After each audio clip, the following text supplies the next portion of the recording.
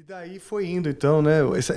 Esse evento na Finlândia foi em que momento? Já no começo ou já mais Não, recente? isso aí já...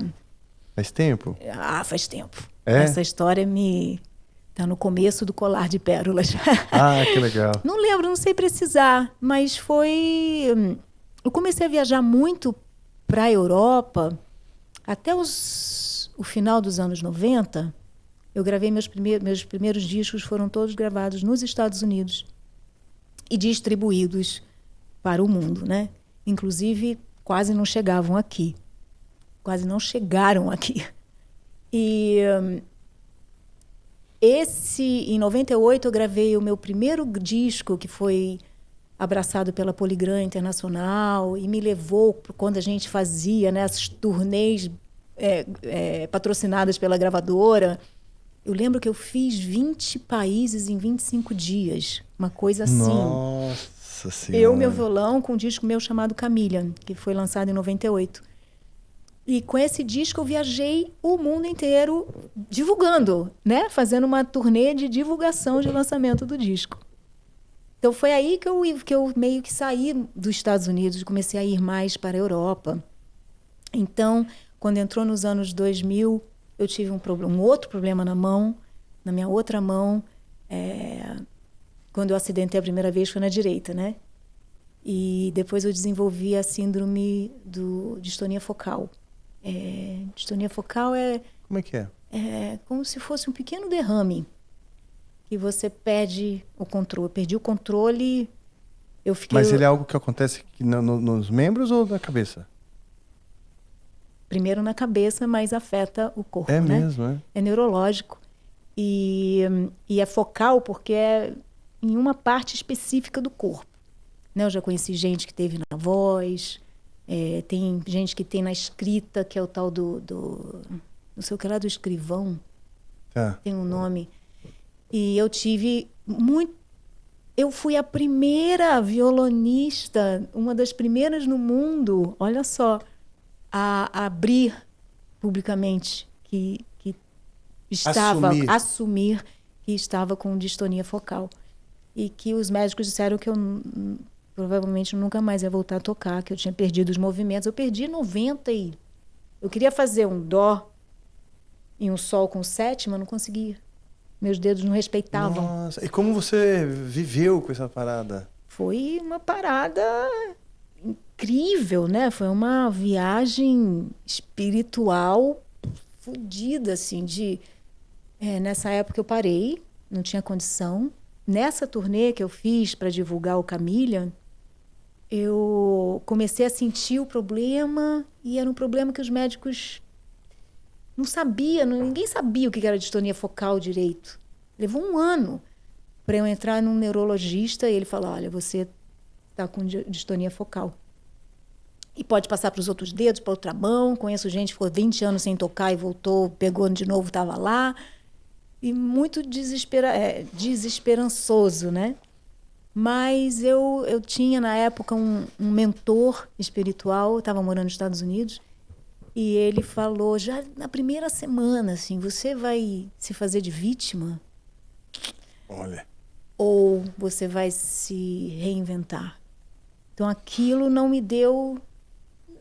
Eu só me fiz de vítima na primeira semana. Já arregacei a manga e fiz tudo que você pode imaginar com o corpo, para cuidar do corpo. Falaram, o Pat O'Brien em Nova York está fazendo isso. Eu ia para Nova York. Estou sabendo de uma doutora Nancy, que está procurando voluntariado, que ela está estudando distonia focal em macaco, que ela quer ser humano na Universidade de São Francisco. Fui para São Francisco.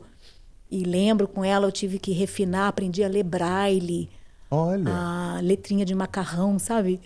Tudo com os dedinhos para refinar, reconstruir a parte fina do movimento. Sim. E foram 2 anos. Fiz um trabalho de massagem maravilhoso com o Jack Meehan, lá em São Francisco também. O Jack fazia uma massagem, mas era tão dolorido, mesmo? Porque no processo foi travando tudo, travou. São Paulo no trânsito.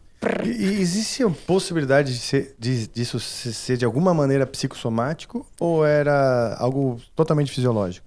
Não, tem, porque ele é deflagrado em músicos, né? De uma performance muito elevada, porque a gente executa milímetros, né? São milímetros. Eu sabia quando começou o problema, eu queria botar o dedo aqui, ele ia 1 milímetro para baixo. Ninguém sabia que tinha 1 milímetro errado, mas eu sabia. Então, o começo, você vai perdendo aquele controle, é uma agonia, agonizante. E você passava na época por algo estressante? Então, sim. Sempre ligado a um fator de estresse. Então, alta performance sob condições estressantes, emocionais, né? Eu estava gravando esse disco, o Camilla, e o produtor era parte do deal que ele faria a produção. Ele era o dono da gravadora, que era um membro da Polygram. Era a irmã da Verve, dentro da umbrella... Como um selo dentro da Polygram, da Polygram, E eu deixei de assinar um contrato milionário no Brasil, com a Sony na época. E era assim, era muita grana. Mas eles queriam a Badi cantora. Na Sony? Na Sony, aqui. E eu assim, mas... E o violão? Se tiver um violão, você toca.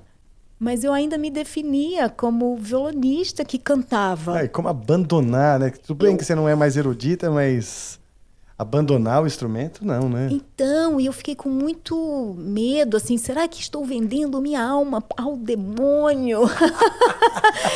Será que eu vou perder a minha identidade? Eu fiquei com muito medo. Aí apareceu esse contrato lá nos Estados Unidos com a Polygram, que era financeiramente muito inferior, mas que o tal do produtor, foi o Lee Ritenour, ele falou... Olha, que legal.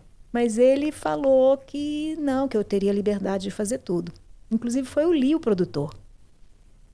E foi uma história punk, porque aí ele pegou o meu arranjo de Ponta de Areia, que está no disco. Eu fiz junto um contrato de composição. Eu tinha que compor 9 músicas para o disco e fez releitura de 3. Né? Eu gravei Ponta de Areia, Ai Que Saudade do Cê... While My Guitar Gently Weeps. Olha, legal. E, cara, o Lee fez um arranjo smooth jazz. Olha, que legal. Pra tudo? Não, pra Ponta de Areia. Não foi não era que legal. Você queria? Você não queria? Que eu queria. Era a onda dele. É uma música né? linda. Hã? Ponta de Areia é Pô, e o linda. arranjo? Eu gosto demais. Lembra dos harmônicos? Vamos lá, vamos ver. Peraí. E o arranjo meu era aqui, isso aqui, assim.